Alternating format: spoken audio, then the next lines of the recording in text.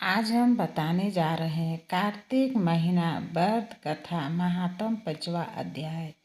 कार्तिक मास व्रत कथा के 5वें अध्याय में राजा पृथु से नारद जी ने कहा कि आश्विन मास की शुक्ल पक्ष एकादशी से शुद्ध होकर कार्तिक मास का व्रत रखना बहुत जरूरी है। जल का पात्र लिए हुए गांव से बाहर पूर्व अथवा उत्तर दिशा में जाएं। यहाँ विस्तार से जानने के लिए हम आपको 5वां अध्याय में नियम बताने जा रहे हैं। राजा पृथु बोलते हैं कि मुनि जी अपने कार्तिक और माघ मास का विस्तृत फल बताइए। अब इसके विधिवत स्नान की विधि, नियम और उद्यापन की विधि भी आप हमसे कहिए। नारद जी कहते हैं कि आप विष्णु भगवान के अंश से उत्पन्न हुए हैं, अतएव यह बात आपको मालूम ही है। तथापि मैं यथोचित विधान आपसे कहता हूँ, उसे सावधान मन से सुनिए। आश्विन मास की शुक्ल पक्ष एकादशी से शुद्ध होकर कार्तिक मास का व्रत करना आरंभ करना चाहिए। इस व्रत को करने वाला सर्वदा रात्रि के चौथे पहर में उठे, जल का पात्र लिए हुए गांव से बाहर पूर्व अथवा उत्तर दिशा में जाए। उसके बाद हमेशा दिन में अथवा सायंकाल को कान पर जनेऊ चढ़ाकर, पृथ्वी पर तृण को बिछाकर, सिर को कपड़े से ढककर, फिर मुंह को यत्न पूर्वक बंद कर थूक तथा सांस को रोककर मूत्र का त्याग करे। रात्रि के समय में दक्षिण मुख बैठकर मल मूत्र का त्याग करे। अपने लिंग को पकड़कर उठे तथा मृत्तिका और जल से सावधानी से धोकर दुर्गंध को नष्ट करें। तब शौच क्रिया पूर्ण करें। एक बार लिंग में 3 बार, हाथ में फिर शीश तथा हाथ में 2-2 बार, 5 बार गुदा में और 10 बार बाएं हाथ में, दोनों हाथों में 7 बार मिट्टी लगा कर अच्छी तरह जल से धोवें। यह शौच विधि गृहस्थों के लिए की गई है। ब्रह्मचारियों को दूनी, वानप्रस्थ को तिगुनी और सन्यासियों को चौगुनी अधिक शुद्धि करनी चाहिए। जो शुद्धि की विधि दिन में कही गई है, उसे आधी शुद्धि रात में होनी चाहिए। इससे भी अवधि आतुर और इससे भी आधी विधि यात्री को करनी चाहिए। शौच कर्म से रहित मनुष्य की समस्त क्रियाएं निष्फल होती है। जो मनुष्य मुख शुद्धि दातुन नहीं करता है, उसके सब मंत्र निष्फल हो जाते हैं। अतएव दांत और जीभ को बलपूर्वक स्वच्छ रखना चाहिए। हे वनस्पति, तू आयु, बल, कीर्ति, तेज, प्रभा, पशु संपत्ति, ब्रह्मा, ज्ञान, बुद्धि, विद्या हमको दे। यह मंत्र पढ़कर दातुन वृक्ष से ग्रहण करें।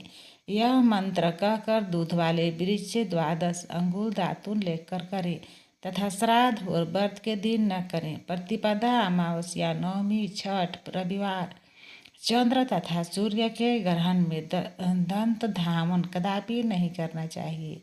कटीले पेड़, कपास, पीपल, रेड़ और निर्गंध वृक्षों की दातुन नहीं करें। तत्पश्चात फूल माला, चंदन और पान इत्यादि पूजन सामग्री लेकर प्रसन्न मन हो भक्ति पूर्वक विष्णु गावन अथवा शिव जी के मंदिर जाएं। वहाँ देवताओं का अर्घ्य, आचमनीय आदि वस्तुओं से अलग अलग पूजन कर प्रार्थना तथा प्रणाम कर नित्यादि मंगल कृत्य करें। फिर ताल, बेन, मृदंग आदि को बजावें, गावें और नर्तकों के साथ नाचें। फिर माला, चंदन, तांबुल आदि कामों से उन गायकों का भी पूजन करें जो गाय आए, क्योंकि देवस्थान में गाने वालों में साक्षात विष्णु भगवान की मूर्ति है। ये लोग सतयुगादिकों में विष्णु भगवान को तपस्या, योग और दान द्वारा प्रसन्न करते थे।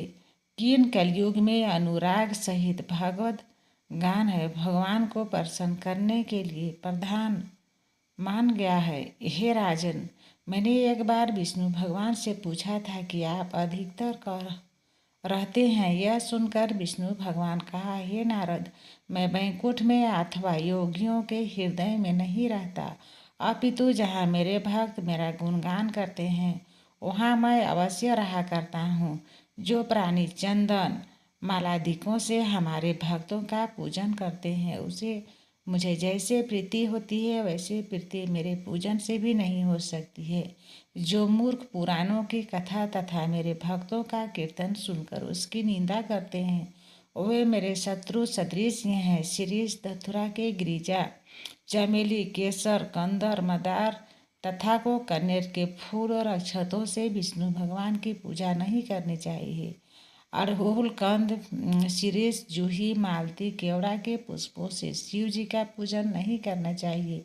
लक्ष्मी की अभिलाषा करने वाले पुरुष को चाहिए कि तुलसी पत्र से गणेश जी की, दुर्वा से दुर्गा जी की, अगस्त के फूल से सूर्यनारायण की पूजा न करें। जिन देवताओं के लिए पूजा में जो फूल निर्दिष्ट है उन्हीं से उनका पूजन करें। इस प्रकार पूजन समाप्ति के पश्चात देवाधिदेव विष्णु भगवान से क्षमा याचना करें। हे सुरेश्वर, हे देव, मेरे पास न मंत्र है और न क्रिया, भक्ति से भी मैं हीन हूँ। जो कुछ भी आपकी पूजा मैंने की है, आप हमारी उस पूजा को पूर्ण रूप से स्वीकार करें। इतना करने के बाद परिक्रमा करके दंडवत प्रणाम कर पुनः क्षमा प्रार्थना करके गायन कीर्तन आदि करना